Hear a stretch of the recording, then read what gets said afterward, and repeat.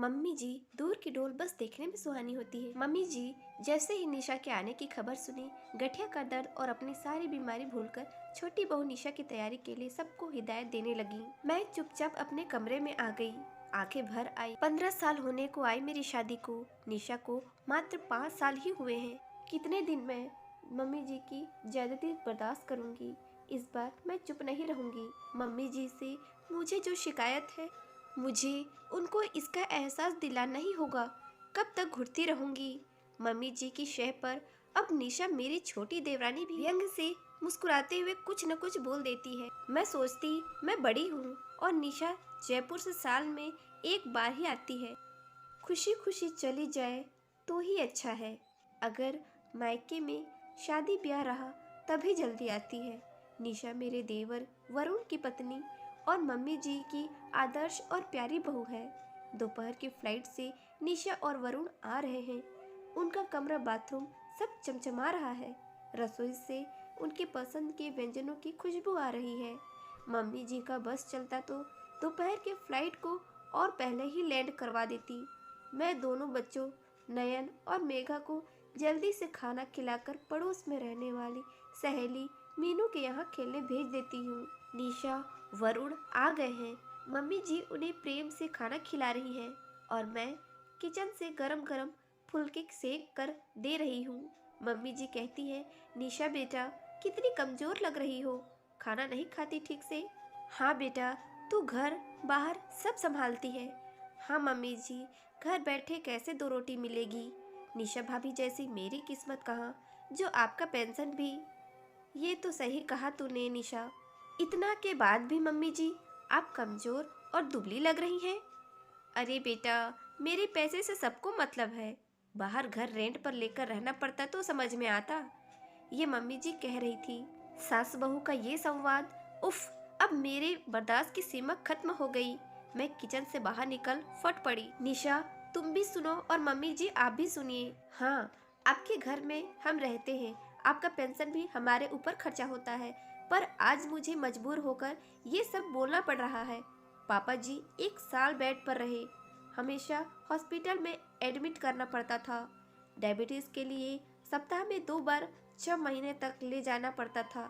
बच्चों की परवाह किए बिना मैं 7-8 घंटे हॉस्पिटल में रहती, क्योंकि संजय को ऑफिस से छुट्टी नहीं मिलती थी। वरुण पढ़ाई कर रहा था।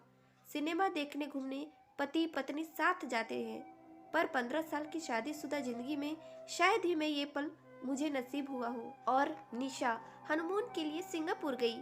आप कितना खुश हो रही थी। कभी मायके जाना होता मुझे तो पहाड़ टूट पड़ता है आपके ऊपर।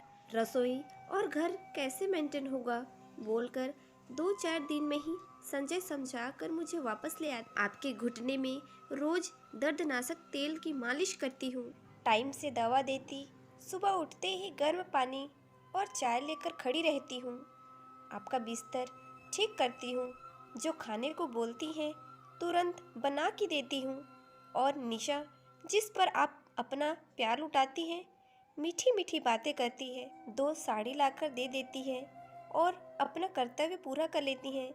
मेरे लिए आप तीज में जो साड़ी ला देती हैं, सर माथे लगा पसंद नहीं आने पर भी पहन लेती हूँ। पर निशा के लिए इतनी महंगी कांजीवरम आपने कितना खुश होकर खरीदा था पहली तीज पर उसने कितनी सफाई से लेने से इनकार कर ऐसे ही दे देने को कहा। तब से निशा को पैसे ही देती हैं। वो साड़ी विधि दीदी को ये कहकर दिया कि तेरे लिए लिया है। क्यों मम्मी जी, दूर के ढोल इतने सुहाने हो जाते हैं कि हमारा सब कुछ किया धरा बेकार हो जाता है। आप हमेशा रेंट और पेंशन का ताना देती हैं। माफ कीजिएगा, आपके ऊपर कोई खर्च नहीं होता। पिछले महीने सोडियम पोटेशियम की कमी हो गई थी, आपको डिहाइड्रेशन हो गया था, बच्चों की परीक्षा थी, सब छोड़कर 4 दिन हॉस्पिटल में रही।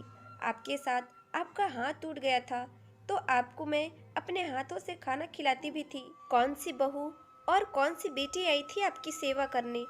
इतने मेहमान रिश्तेदार आते हैं उनके यहाँ, शादी या मरनी सब कुछ हमें देखना है।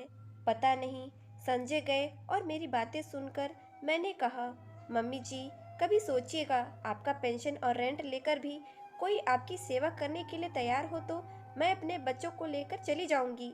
शादी के पहले मैं स्कूल में पढ़ाती थी, पर शादी के बाद ससुर जी की बीमारी और घर की जिम्मेदारी के कारण मुझे नौकरी छोड़नी पड़ी थी। ये तो आपको याद होगा ना। और निशा, तुम छोटी हो, सम्मान दोगी तो प्यार मिलेगा, वरना तुम अपने रास्ते, मैं अपने रास्ते। मैं रोते रोते सारी शिकायतें जो मेरे दिल में मम्मी जी और निशा को लेकर थी कह दी। मम्मी जी और निशा को ये उम्मीद नहीं थी, दोनों शॉक्ड थी। संजय जबरदस्ती मुझे पकड़कर कमरे में ले गए। मेरी रुलाई रुक नहीं रही थी। बच्चे भी आ गए थे खेलकर। घर में अजीब सा सन्नाटा पसरा हुआ था, पर मैं आज बहुत हल्का महसूस कर रही थी।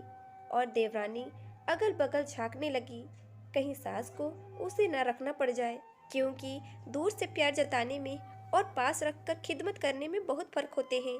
और हमेशा वही रिश्ते अच्छे लगते हैं जो बस प्यार जता देते हैं और करते कुछ नहीं। और जो दिन रात हमारे लिए करते हैं वो कभी अच्छे नहीं लगते हैं। एक कहावत है ना, दूर की ढोल हमेशा सुहानी होती है। सास को भी एहसास हो गया था। दोस्तों, ये स्टोरी अच्छी लगी हो तो प्लीज़ वीडियो को लाइक शेयर कमेंट करें। Thank you.